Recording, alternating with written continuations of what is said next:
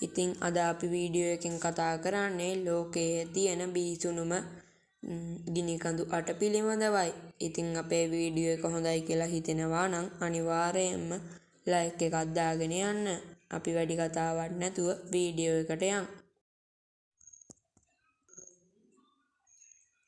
ලෝකයේ තියෙන බිහිසුණුම ගිනිකඳු 8 ගැන කතා කරද්දී අපේ පෘථුවියේ වත්මන් ස්වභාවයට ගිනිකඳු මගින් ඇති වුණ බලපෑම පොදුවේ සලකන්නට ගත්තාම ධනාත්මක එකක් විදිහට ගන්න පුළුවන්.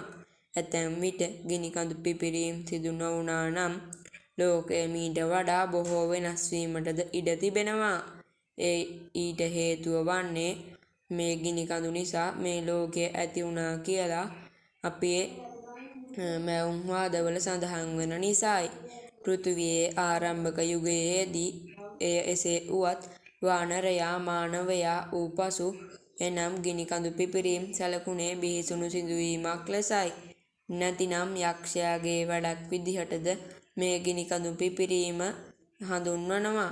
පෘථුවිය සම්භවය වූ දා සිට ගිනිකඳු පිපිරීම් කෝටි ප්‍රකෝටි ගණනක් සිදු වුණත් වාර්තාගත බිහිසුණුම ගිනිකඳු පිපිරීම් වාර්තා වන්නේ ක්‍රිස්තුපූර්ව 79 දී රෝමයේ ජනාකීර්ණ නගරයක් වූ පොම්පෙයි වනසා දැමූ ගිනිකඳු පිපිරීමයි. එදා සිට අද දක්වාම ලංකාවේ අපි වර්තමානයේ මුහුණ දී නැති වුණත් අඛණ්ඩව ලෝකයේ නොයෙක් තැන්වල ගිනිකඳු පිපිරීම් වාර්තා වනවා. ඇතැම් ඒවා බිහිසුණු වන අතර ඇතැම් ඒවා වාර්තා කිරීමට තරම් දෙයක් පවා නැති සුළු පිපිරීම් වෙනවා. මේ අතර ලෝකයේ බිහිසුණුම ගිනිකඳු 8 ගැන පසුගියදා ජාත්‍යන්තර මාධ්‍ය වාර්තා කළා.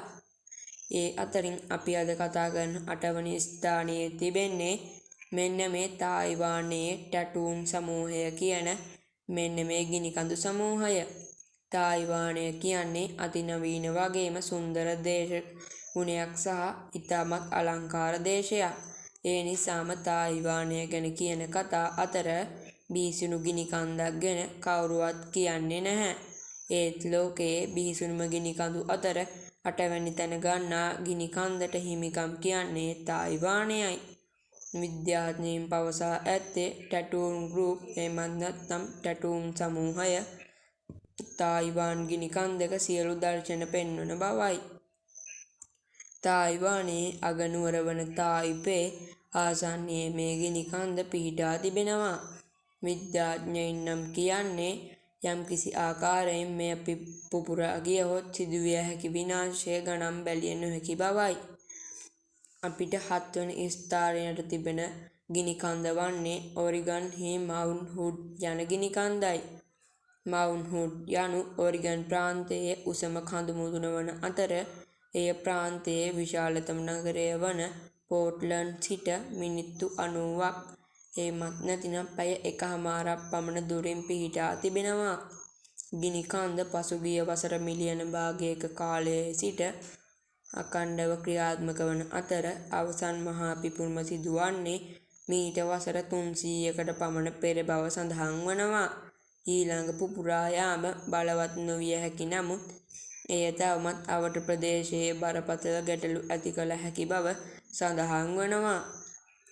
6 වන ස්ථානයට තිබෙන ගිනිකන්ද වන්නේ ඉන්දුනීසියාවේ මෙරාපී කන්ද එමත් නැත්නම් මෙරාපී මවුන්ටන් කියන මෙන්න මේ ගිනිකන්දයි. ඉන්දුනීසියාව කියන්නේ ගිනිකඳු බහුල රටක්. ඒ අතර ප්‍රධානතම හා බිහිසුණුම ගිනිකන්දක් තමයි මේක.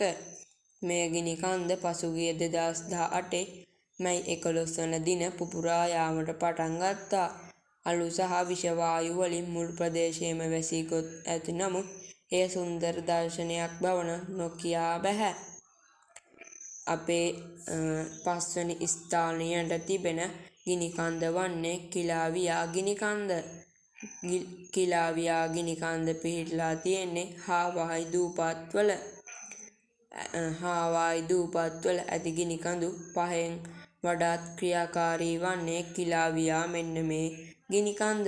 1983 සිට 2018 දක්වා එය අඛණ්ඩව පුපුරා ගිය අතර පසුගිය වසරේ විශාල පිපිරීමක් සිදුවිය. සෑම විශාල පිපිරීමක් හානිවීමට හා ප්‍රදේශයේ ප්‍රජාවත් ඉවත් කිරීමට හේතු වනවා. ඒ වසර ගණනාවක් පුරා භූමිකම්පා කිහිපයක්ද ඇති කර තිබෙනවා. අපේ භූමිකම්පා සහ අපේ මේ අද වීඩියෝ එකෙන් කතා කරන ගිනිකඳු අතර 4 වෙනි ස්ථානය අරගෙන තියෙන්නේ පිලිපීනයේ තියෙන පිනාටුබෝ කියන මෙන්න මේ කන්ද. අඩි 4080ක් උස මේ කන්ද රටේ අගනුවර වන මැනිලා සිට සැතපුම් 55ක් වයඹ දෙසින් පිහිටා තිබෙනවා. අක්‍රීය ගිනිකන්දක් හදිසියේම ජනතාව කෙරෙහි කෝපය මුදා හැරිය හැකි ආකාරය පිළිබඳව අධ්‍යයනයක්සේ මෙය එකවරම පුපුරා යනවා. 1991 දී පුපුරා ගිය මෙය වසර 600කට වැඩි කාලයක් තුළ ප්‍රථම වතාවට අලු හා බර පාෂාණ වැසි ඇද හැලුණු අතර එය 700 දෙනෙකුගේ මරණයට පවා උරුමකම් කීවා. ලක්ෂයකට වැඩි පිරිසකටද නිවාස අහිමි කළ මෙය ලෝකයේ තිබෙන 4 වනියට භයානකම ගිනිකන්දයි. 3 වනියට භයානකම ගිනිකන්ද ලෙස සැලකෙන්නේ කෝටෙපේ කැල්ඩේරා එල් සැල්වදෝරය.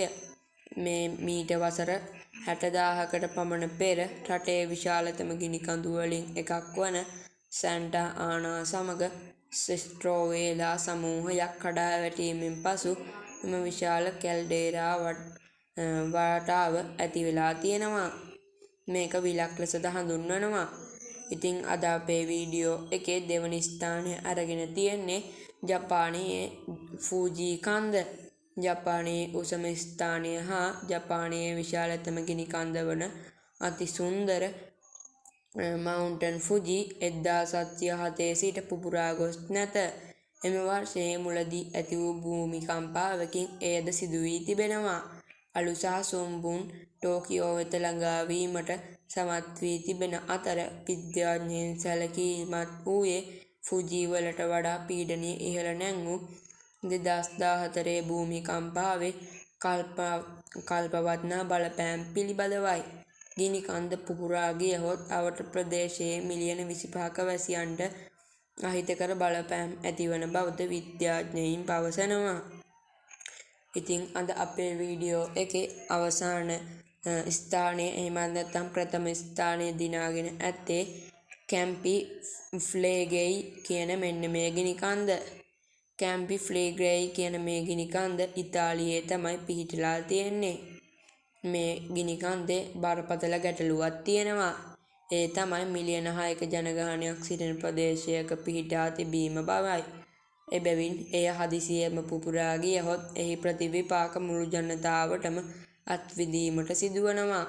එය අවසන් වරට පිපිරී තිබෙන්නේ මීට වසර 600කට පමණ ප්‍රථම 1538 වර්ෂයේදී වන අතර එය සාපේක්ෂව නොසැලකිලිමත් වුවත් එය විශාල දෙයකට හේතු වනවා. ඉතින් අද අප වීඩියෝ එකෙන් ගෙනාවේ ලෝකයේ තියෙන භයානකම එමත් නැත්නම් බිහිසුණුම ගිනිකඳු 8 ගැනයි. ඉතින් ඔයාලට මේ වීඩියෝ එක හොඳයි කියලා හිතෙනවා නම් අනිවාර්යයෙන්ම පහලින් කමෙන්ට් එකක් දාගෙන යන්න. ස්තුතියි.